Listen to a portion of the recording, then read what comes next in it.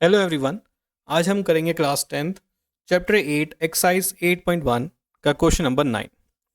इसमें गिवन है in triangle A B C right angle at B. तो construction कर लेते हैं।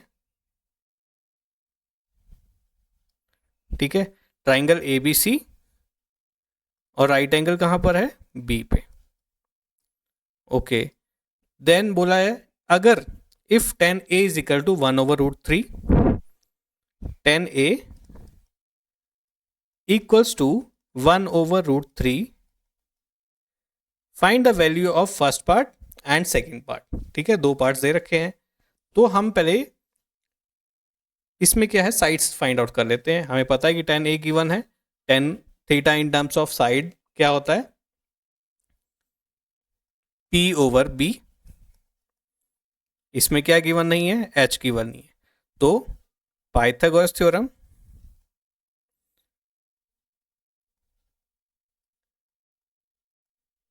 states that h square is equal to p square plus b square, right? तो h square find करना है। वैल्यू ऑफ p क्या है? 1। b क्या है? √3 का स्क्वायर। तो h is equal to square of 1 is 1, square of √3 is 3 and this square, ठीक है, h के रेज़ टू पावर 2 था, ये जो स्क्वायर है राइट साइड जाएगा तो अंडर बन गया। तो value of h is now √4 which is equal to 2। Okay, now next part. अब देखो हमारा क्या मिल गया, हमें तीनों साइड मिल गई परपेंडिकुलर। अगर देखो ये a है, ठीक है, this is your angle a because tan a में क्या लिखा हुआ है?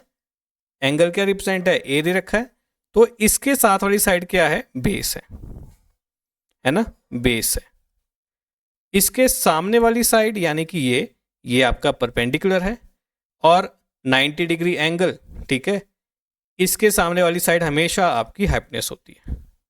ठीक है, क्लियर है? अब हमें पता है बेस क्या है, परपेंडिकुलर क्या है और हाइपोटेन्यूज क्या है। जब आपका एंगल ए बोला गया है, ठीक है, तो बेस की साइड कितनी है? √3।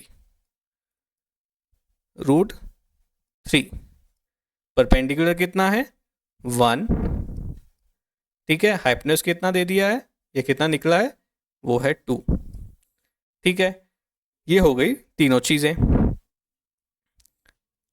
अब बात आती है आपकी, देखो जब आपका एंगल ए है गिवन, एक्यूट एंगल ए है, तब तो ठीक है ये चीज, बट जब आपका एंगल सी होगा तब आपका परपेंडिकुलर बेस चेंज हो जाएगा। ठीक है, क्योंकि यहाँ पे साइन ए और कॉस सी दे रखा है ना, तो वो आपको कंफ्यूजन क्रिएट करेगा। तो पहला पार्ट देख लेते हैं, क्या है? Sign A cos C plus cos A sign सी। ठीक है, ये चीज है। अब देखो साइन थीटा क्या होता है? साइन थीटा होता है p/h। ठीक है, अब इन टर्म्स ऑफ ए आपका परपेंडिकुलर क्या है? ये वाली साइड।